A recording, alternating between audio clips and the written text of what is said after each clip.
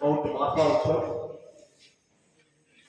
Today, last day, so since December 4th to December 11th, we celebrated Bhasa also. Today, in this connection, I would like to invite the girls, 8th class girls, to come over here to recite the poem, regional language and other language. Lakshmi Sri Sai, Skandaja, and Hema Sai Sai. Please.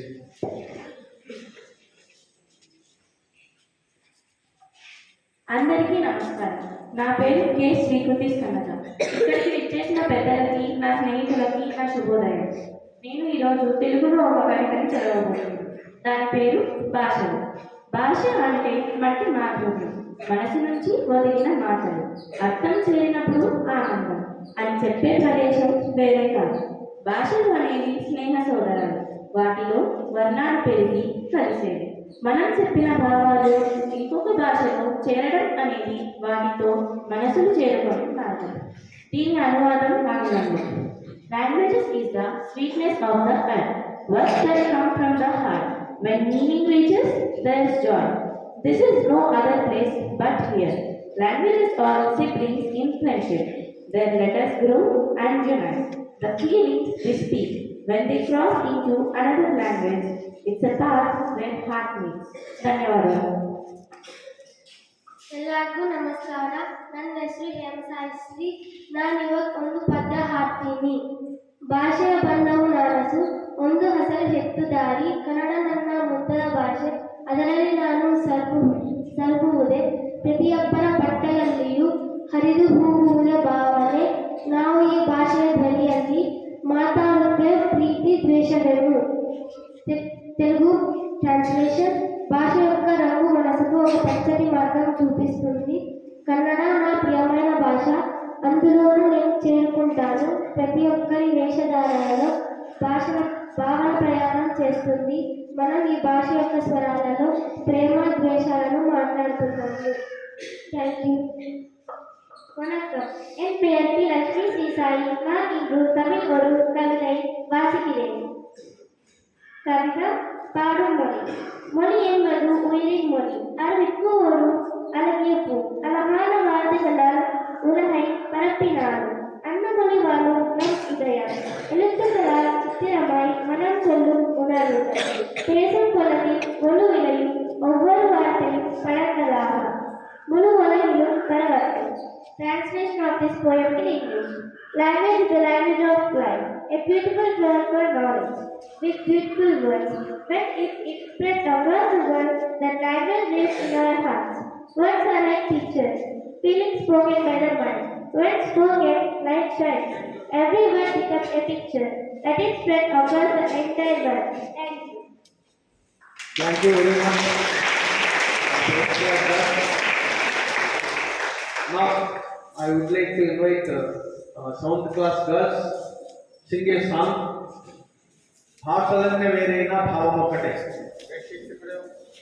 Please.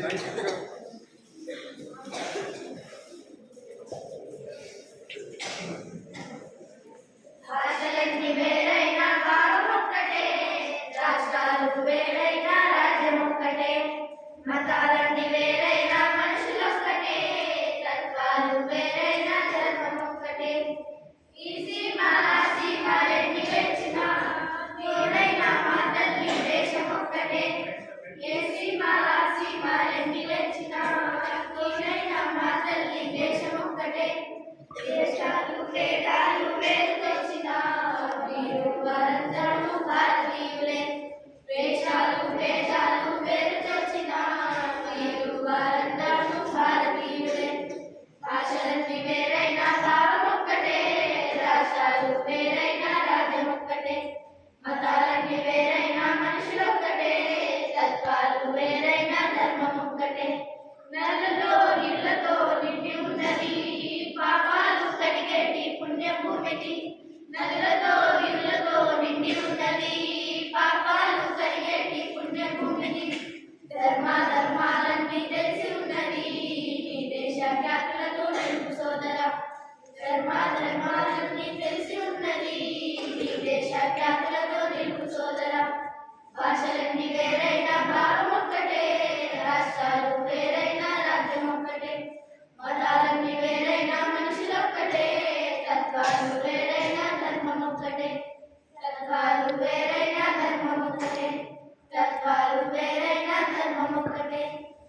So this is the theme of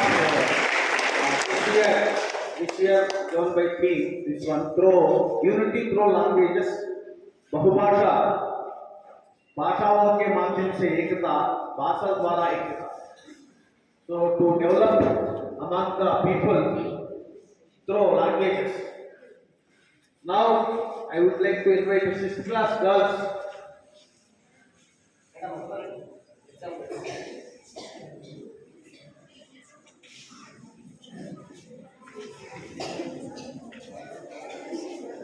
Hey.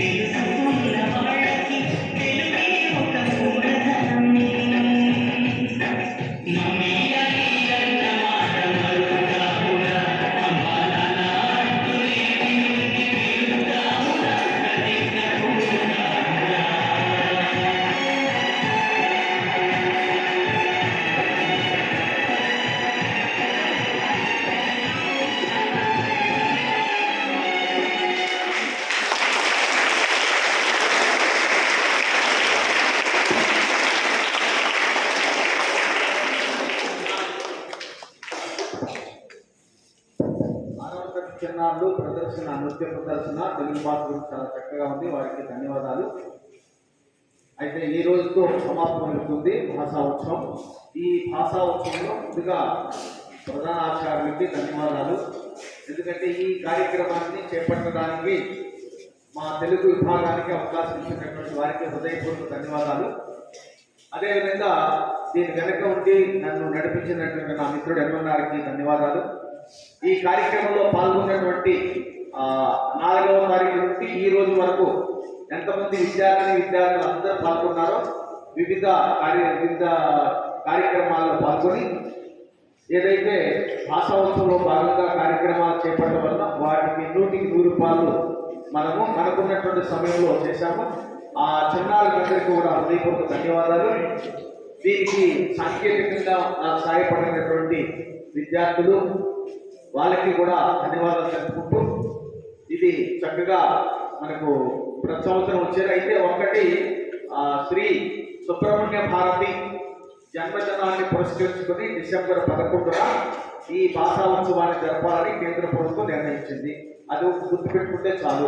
అయితే ఎందుకు సుబ్రహ్మణ్య భారతి జన్మదినాన్ని అంటే ఆయన అనేక భాషలు తెలిసిన వాడు, భాషా యోధుడు, సంఘ సంస్కరణకర్త, రాజకీయ నాయకుడు, తర్వాత ఆధునిక కవి, ఆధునిక లాక్షణికుడు, ఇట్లా పత్రికా సంపాదకుడు, తర్వాత ముఖ్యంగా ఆధునిక కవితలు అంటే సినిమా పాటలు రాసిన వారు, అనేక భాషలు తెలిసిన వారు.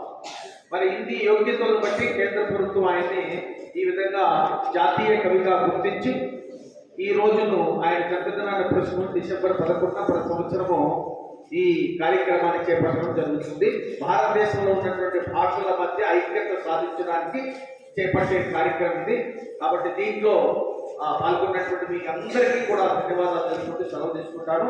ప్రధానాచార్యులు గారికి 2 మాటలు మాట్లాడవలసిందిగా కోరుతున్నాను. Thank you so much. I congratulate all the language teachers, especially Telugu teachers, for observing this Bhasha Utsav in our Vidyalaya. Today, I wish you all on the occasion of birthday anniversary of Sri Subramanya Bharati. And as you have unit test, don't want to speak much, but I must congratulate. The right time, the right song was played. Class 6 girls, I must congratulate wholeheartedly. You see the meaning of that song. ఒక హృదయాన్ని పెట్టినట్లు ఉంటుంది. మాతృభాషను ఏ విధంగా మనము నిర్లక్ష్యం చేస్తూ వస్తున్నాం అనేది ఆ మాటలో చెప్పడం జరిగింది. So hope you will not neglect to appreciate, to recognise, to respect our mother tongue and